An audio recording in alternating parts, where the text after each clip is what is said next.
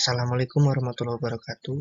Saya Abimanyu Prasetya, NPM 2371004. Nah, di sini saya akan melakukan pembahasan kembali terkait untuk memenuhi absensi mata kuliah perilaku organisasi. Nah, ini materi yang dibuat oleh Pak Dr. Yateno SEMM, dosen perilaku organisasi, yang berjudul konflik dan stres kerja.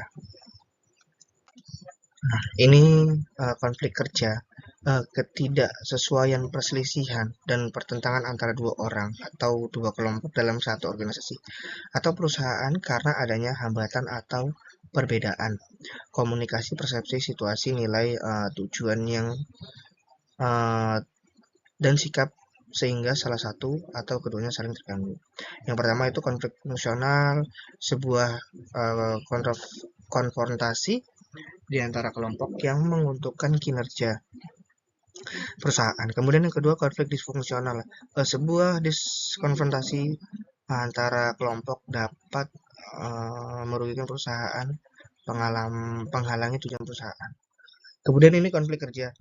Yang pertama ada konflik dalam diri sendiri, konflik antar individu, konflik antar anggota kelompok, konflik antar kelompok, konflik intra perusahaan, konflik antar perusahaan. Kemudian penyebab timbulnya konflik ini yang pertama yaitu saling ketergantungan tugas. Kemudian yang kedua perbedaan tujuan dan prioritas. Yang ketiga faktor birokratik. Ya, kemudian yang keempat kriteria penilaian prestasi yang saling bertentangan. Kemudian persaingan terhadap rescue yang langka. Kemudian sikap menang kalah. Cara mengelola konflik yaitu metode stimulasi konflik. Metode ini digunakan untuk menimbulkan rangsangan anggota karena anggota pasif yang disebabkan oleh situasi di mana konflik terlalu rendah. Yang pertama yaitu melakukan pemasukan atau penempatan orang keluar ke dalam kelompok. Kemudian yang kedua penyusunan kembali organisasi, ketiga penawaran bonus, pembayaran insentif dan penghargaan untuk mendorong persaingan. Kemudian yang keempat pemilihan manajer yang tepat. Yang kelima perlakuan yang keberadaan kebiasaan.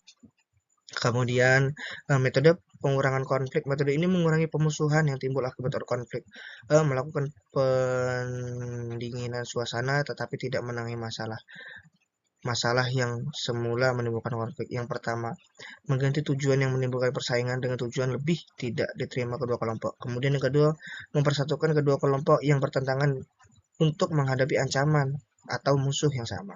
Metode penyelesaian konflik melalui kekerasan atau forcing yang bersifat penekanan otokratik. Penanganan smoothing merupakan cara yang lebih diplomatis, pengindaran avoidance, di mana manajer menghindari untuk mengambil posisi tegas aturan mayoritas majority rule, yaitu mencoba menyelesaikan konflik antara kelompok dengan voting.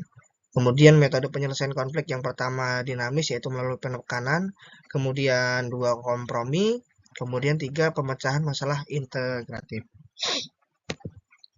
Ini stres kerja. Stres kerja kondisi ketegangan yang menciptakan ketidakseimbangan fisik dan psikis yang mempengaruhi emosi, proses berpikir dan kondisi karyawan. Kemudian stres suatu tanggapan reaksi individu akibat dari suatu tekanan stresor yang berlebihan terhadap individu pekerja.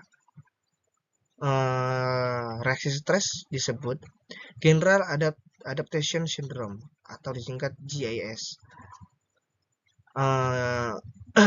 Stres tekanan beban konflik stres diakibatkan tekanan beban konflik, keletihan, ketegangan, panik, perasaan gemuruh, anxiety, kemurungan, kehilangan daya.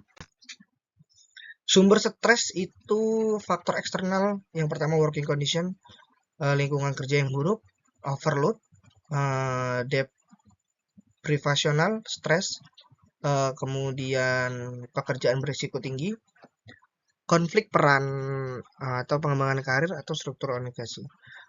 Faktor internal yaitu karakteristik setiap individu dan persepsi. Nah, ini model-model stres, faktor lingkungan, faktor organisasi, faktor individu, faktor perbedaan individu, habis itu gejala fisiologis, gejala psikologis, dan gejala perilaku. Biasanya dari faktor lingkungan, organisasi, dan faktor individu ini stres yang dialaminya itu dapat ke arah gejala fisiologis, gejala psikologis, dan gejala perilaku. Kemudian perbedaan individu ini dapat memicu stres yang dialami juga salah satu model stres. Nah, ini stres dan pekerjaan. Tahap pertama yaitu reaksi alam. Tubuh menunjukkan perubahan karakteristik pada exposure pertama terhadap stresor. Kemudian ini tahap kedua ini sudah masuk ke tahap perlawanan.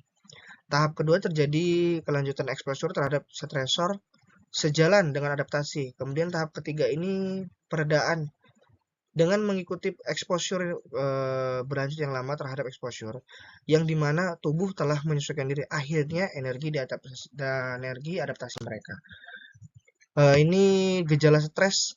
Yang pertama psikologis tidak puas, kecemasan, ketenangan, bingung, marah, sensitif, komunikasi tidak efektif, mengurung diri, dan depresi.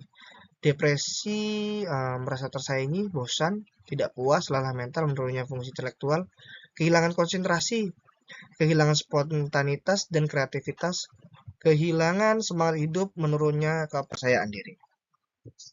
Kemudian gejala stres yang kedua yaitu gejala fisik.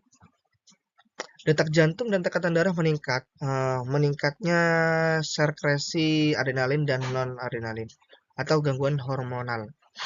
Gangguan gas sinkronasial, kelainan pada pencernaan. Nah, ini stres ini juga dapat mengaruh ya ke gangguan pencernaan. Kemudian mudah terluka, mudah lelah, gangguan kardiovaskuler atau gangguan jantung dan pembuluh darah itu dapat mengakibatkan mungkin jantung berdebar atau deg-degan ya. Kemudian gangguan pernapasan, biasanya ini mulainya dari gangguan pencernaan dulu ya. Kemudian berkeringat, ini biasanya orang-orang yang sudah akut ya stresnya. Kemudian kepala pusing, migrain, ketegangan otot atau tidurnya tidak teratur. Kemudian gejala stres yang ketiga, gejala perilaku menunda atau menghindari pekerjaan. Yaitu yang pertama penurunan presentasi dan penurunan prestasi dan produktivitas kerja. Kemudian mereka biasanya gejala perilaku menundanya mungkin dengan minum miras, sabotase, meningkatkan absensi, perilaku makan yang tidak normal, kehilangan nafsu makan, perilaku beresiko, mungkin kebut-kebutan atau berjudi, kemudian meningkatnya agresivitas, mungkin dia sensitifan orangnya, jadi gampang emosian ya. Kemudian kriminal, kriminal ini salah satu gejala perilaku yang menunda pekerjaan juga ya, gejala stres juga kriminal ini. Penurunan kualitas hubungan interpersonal antara keluarga dan teman. Kecenderungan, nah ini yang terakhir ini biasanya sudah akut ya. Kemudian dampak stres terjadinya kekacauan hambatan, mengganggu kenormalan aktivitas, penurunan tingkat produktivitas, menurun pemasukan keuntungan perusahaan. Perilaku fight or flight, maksudnya ini melawan atau menghadapi, atau flight atau menghindari. Mengatasi stres yaitu dari internal tubuh kesehatan, mungkin dari eksternal juga memperbaiki kondisi kerja, meningkatkan tenaga kerja pengambilan keputusan atau penghargaan. Kalau dari internal tubuh itu terima dari apa adanya, memberi persahabatannya, kemudian ini sekian, terima kasih. Wassalamualaikum warahmatullahi wabarakatuh.